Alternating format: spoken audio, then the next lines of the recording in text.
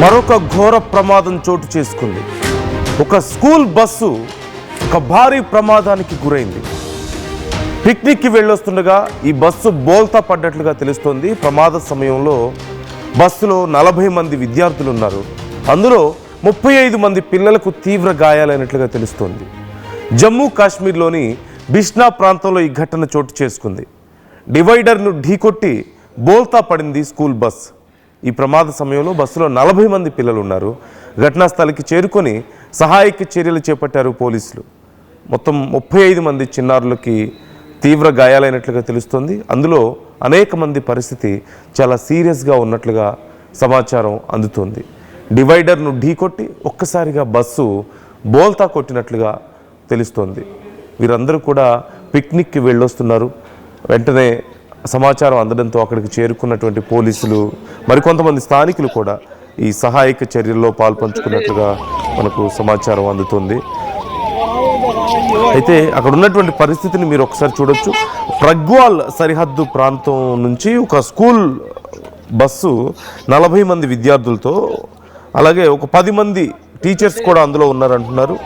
Picnic బయలుదేరింది. సాంబా ప్రాంతంలో ఒకరోజు అక్కడే పిక్నిక్ ఉన్నారు. అక్కడంతా బాగా తిరిగారు. ఆ ప్రాంతం అంతా కూడా పిల్లలందరూ బాగా ఎంజాయ్ చేశారు. ఆ తర్వాత తిరిగి స్కూల్కి వెళ్తున్న సమయంలో బిష్నా అనే ప్రాంతంలో రత్నల్ సమీపంలో రింగ్ రోడ్డు వద్ద ఈ డివైడర్ను బస్సు ఒక్కసారిగా బలంగా ఢీకొట్టినట్లుగా తెలుస్తుంది. ఈ బస్సు డివైడర్ను ఢీకొట్టడంతో ఆ వేగానికి అదుపు తప్పి పూర్తి స్థాయిలో అది పల్టీలు కొట్టినట్లుగా తెలుస్తుంది. మొత్తం 40 మంది విద్యార్థులు ఉన్నారు. 10 మంది వరకు సిబ్బంది ఉన్నారు. కొంతమంది టీచర్స్ కూడా ఉన్నారు. వాళ్ళలో 35 మందికి తీవ్ర గాయాలయ్యాయి. కొంతమంది పరిస్థితి చాలా విషమంగా ఉన్నట్లుగా తెలుస్తుంది. కొంతమంది విద్యార్థులకు చిన్న పిల్లలు వాళ్ళకి కాళ్ళు చేతులు తీవ్రంగా దెబ్బలు తిన్నట్లుగా సమాచారం అందుతోంది. ఇప్పటికే అక్కడ సహాయక చర్యలు పూర్తయ్యాయి.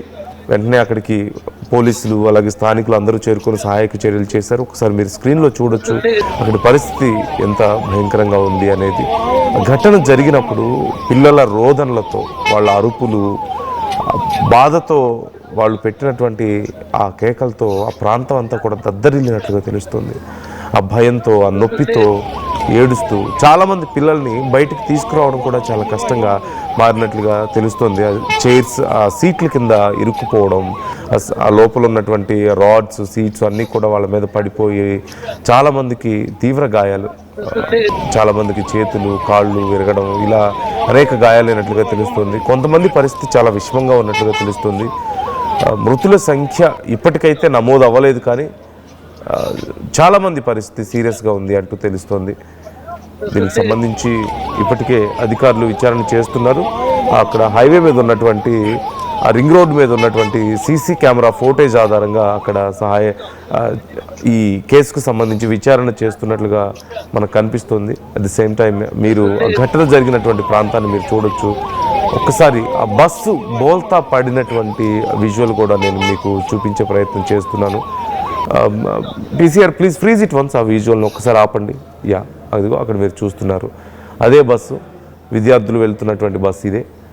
అది ఒక్కసారిగా బోల్తా పడి లోపల ఉన్న వాళ్ళందరూ కూడా తీవ్ర గాయాల పాలైనట్లుగా తెలుస్తుంది. వెంటనే తల్లిదండ్రులకు కూడా సమాచారం అందించారు. ఆ తల్లిదండ్రుల రోదనలతో ఆ ప్రాంతం అంతా కూడా చాలా భయంకరంగా మారిపోయినట్లుగా తెలుస్తుంది. ఇప్పుడు వారందరినీ కూడా ప్రధానంగా స్టీరింగ్ మీద డ్రైవర్ నియంత్రణ కోల్పోవడమే కారణం అంటూ తెలుస్తుంది. అయితే అసలు బస్సు ముందు డివైడర్ని ఎందుకు ఢీ కొట్టింది అనేది కూడా తెలియాల్సి ఉంది. బస్సును ఇప్పటికే తొలగించారు, కానీ తొలగించక ముందు అక్కడ ఉన్నటువంటి పరిస్థితిని నేను మీకు చూపించే ప్రయత్నం చేస్తున్నాను.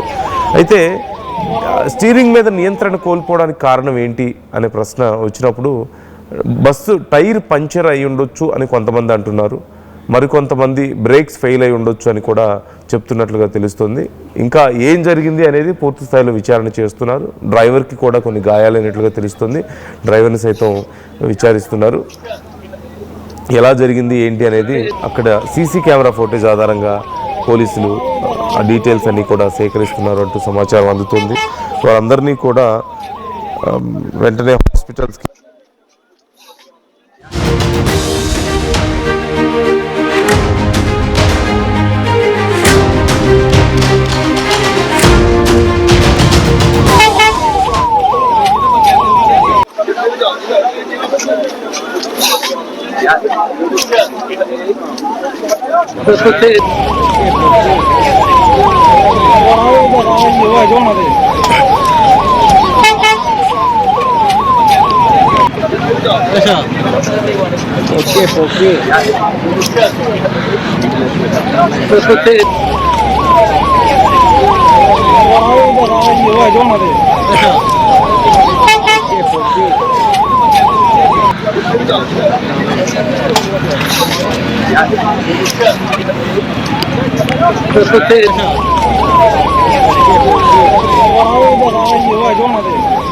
ఈ ఘటనలో గాయపడ్డ వారిని స్థానిక ఆసుపత్రులకి, ఎయిమ్స్కి, అలాగే జిఎంసికి తరలించినట్లుగా తెలుస్తోంది. ఇప్పటికే దీనికి సంబంధించి పూర్తి స్థాయిలో విచారణ చేపడుతున్నామంటూ చెప్తున్నారు. డ్రైవర్కి కూడా కొంత గాయాలు అవ్వడంతో ఇమ్మీడియట్గా డీటెయిల్స్ తెలుసుకోవడం కొంచెం కష్టంగా ఉందంటూ అధికారులు చెప్తున్నట్లుగా తెలుస్తోంది.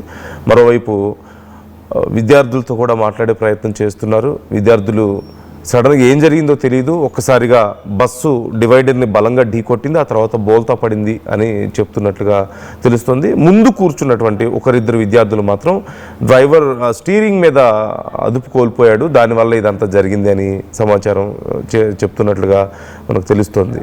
అయితే ఇప్పటికే విద్యార్థుల తల్లిదండ్రులకు కూడా సమాచారం అందించారు. వారు కూడా అక్కడికి చేరుకున్నారు. ఓ పక్క గాయపడినటువంటి విద్యార్థులు, మరోవైపు తల్లిదండ్రుల రోదనలతో ఆ ప్రాంతం అంతా కూడా మిన్నంటినట్లుగా తెలుస్తుంది వాళ్ళ రోదనలతో. ఇంకా విద్యార్థులు చాలామంది ఒక షాక్లో ఉన్నట్లుగా తెలుస్తుంది. చాలామంది తీవ్రంగా భయపడ్డారని వారందరినీ కూడా ఇప్పుడు ట్రీట్ చేస్తున్నట్లుగా సమాచారం అందుతుంది. ఎయిమ్స్కి తరలించారు. స్థానికంగా ఎయిమ్స్ అండ్ జిఎంసి హాస్పిటల్స్కి తరలించి చికిత్స అందిస్తున్నారు.